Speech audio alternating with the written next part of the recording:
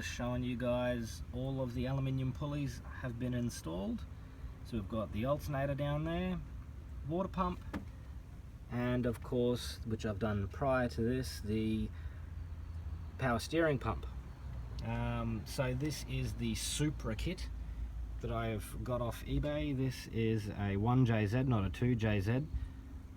In one of my other videos, which I'll post a link for, I have replaced the water pump with a 2J water pump, which has a different bolt pattern. So these 4 bolts that physically bolt the pulley to the front of the water pump, it's a different pattern between most 1Js and most and 2Js. Now there's lots of various types of water pumps for these engines. There's a 10 bolt, there's an 11 bolt, there's, yeah, obviously this is a non-hydro, there's a hydro pump or a clutch fan and all that sort of thing. So have a look, do a bit of research on what pump you need.